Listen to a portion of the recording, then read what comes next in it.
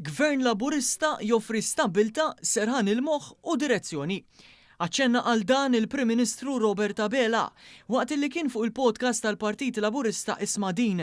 Il-Prim Ministru tenna li l-Partit Laburista jibqa' jaħdem u jiġi ispirat minn dak li jisma' mill-esperjenzi tan-nies u l-enerġija taż-żgħażagħ illi għandhom viżjoni għal dan il-pajjiż.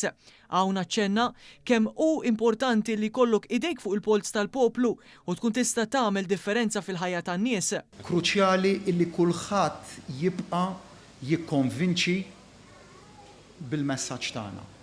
Kull wieħed u waħda minna lil dak li għadhom forsi indeċiżi, li għadhom iridu jifhmu iżjed il-proposti differenti tagħna.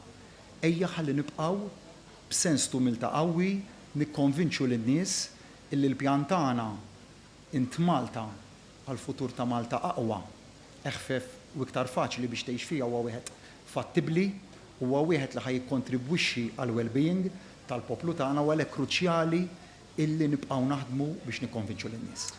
Il-Prim Ministru tkellem dwar kif il-qagħda tal-ekonomija baqgħet tissaħħaħ f'dawn l-aħħar 6 snin minkejja l-isfidi internazzjonali u llum qegħdin f'qagħda li nkomplu nqassmu lin-nies fost l-oħrajn bil-proposta ta' super bonus €1000 kull sena lil kulħadd f'pajjiżna.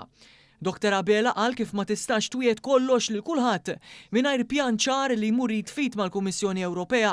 Dan fi sfond li l-Partit Nazzjonalista għamel żball kbir fil-proposta ta' tnaqqis tat-taxxa. Żball ta' mijiet ta' miljuni ta' euro fi spiża. Hawn il-Prim Ministru tkellem dwar il-kredibilità mal-poplu Malti wawċi u min għandu l-esperjenza u l-kompetenza li jmexxi il-finanzi ta' dan il-pajjiż. Huwa qal kif il-Partit Laburista mhux qed jaqa' fil-populiżmu tal-ħaddieħor u mhux se jwiegħed affarijiet li ma jistgħux jitwettqu, anzi li jwiegħed Gvern Laburista ikun jaf illi jista' jitwettaq. Għalhekk terġa' ddur lura għall-kwistjoni tal-kredibilità u s-serjetà u l-onestà mal-poplu. Jiġifieri dik li inti qed miżura li ma tistax titwettaq. Jumej wara qed tgħid tiżżid fuqha. Imma meta tara kif ħadmuha u il-mess totali illi jagħmlu li qatt kienu kapaċi sempliċement jagħmlu kalkolu korrett tal-costing, għidli kif huma kompetenti li jżommu ekonomija għaddejja biex issostni dak li huma f'moħħhom għandhom huwa ta' 110 miljuni imma fil-verità huwa ta' mill-inqas 360 miljun.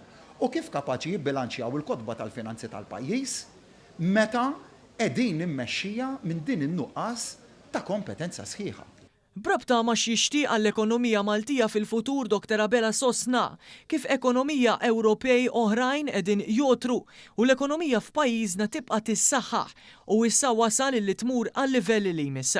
Hawn fakkar fl-investiment massiġġ tal-Medtech fil-kumpanija Ventiv illi se tkun qed iġib 250 impjieg ġdid ta' kwalità f'pajjiżna u se tkompli ttejjeb il-ħajja tal-Maltin u l-Awċin fosthom fil-qasam tal-Mart tal-Kliwi. Hawn semma wkoll il-ħemel ta' proposti li jinsabu fil-manifest elettorali Int Malta brabta mad-diġitalizzazzjoni u l-intelligenza artifiċjali.